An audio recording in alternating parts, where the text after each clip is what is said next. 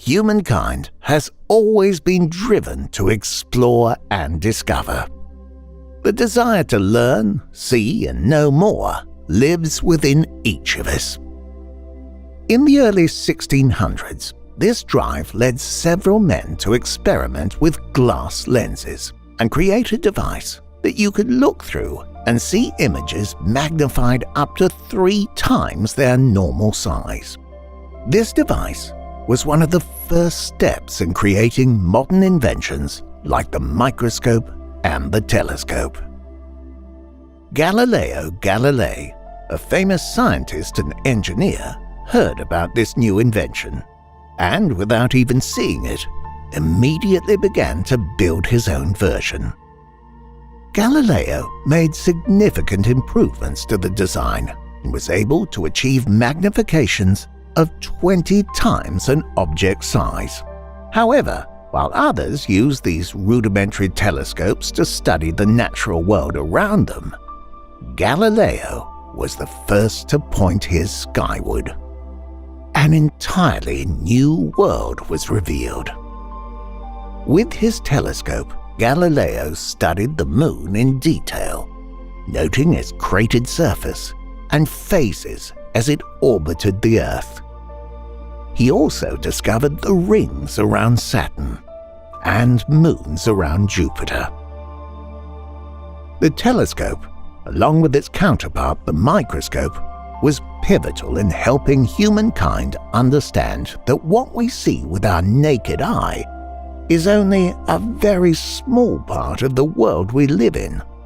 In the intervening 4 centuries since Galileo's discovery in 1609, the telescope has been refined, reformed, and reinvented, allowing us to peer deeper and deeper into the black expanse of space. Today, you can purchase a relatively inexpensive telescope and see for yourself the same stars that entranced Galileo 400 years ago. However, scientists quickly realized that to see farther into space, their instruments would need to be significantly larger. Over the years, telescopes have evolved from simple handheld devices to huge, complex machines directed by computers. Now, massive telescopes dot the Earth from the Chilean desert to the mountaintops of Hawaii. They are even found in space, orbiting the Earth. Let's take a look at how far the telescope has come by studying 3 of the most famous telescopes in the world.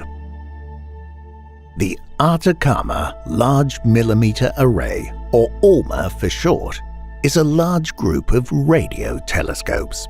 Stars, black holes, and other space phenomena give off radio waves, and these radio telescopes allow us to receive these waves and learn more about the stars in the process.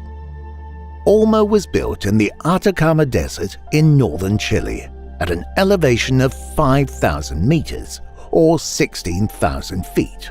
The high elevation of the area, coupled with the low humidity, is ideal for receiving clear signals. The telescopes are actually mobile and can be moved up to 16 kilometers or 10 miles to be positioned correctly. Working together, they act like the zoom lens on a camera, allowing for beautifully detailed images.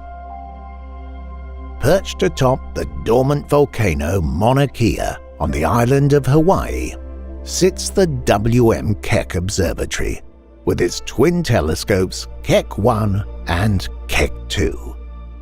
Located near the equator and at an elevation of 4,145 meters, or nearly 14,000 feet, Mauna Kea makes an ideal location for astronomical observation.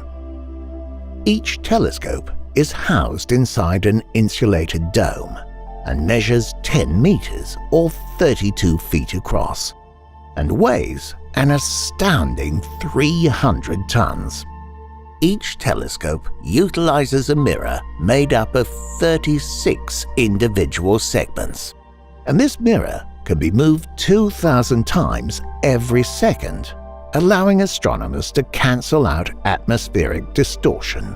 This creates images that are 10 times clearer.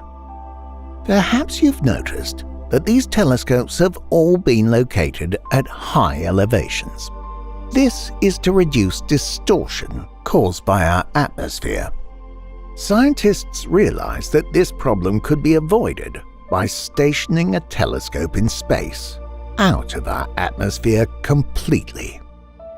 Let's turn our attention to arguably the most famous telescope in the world, the Hubble Space Telescope.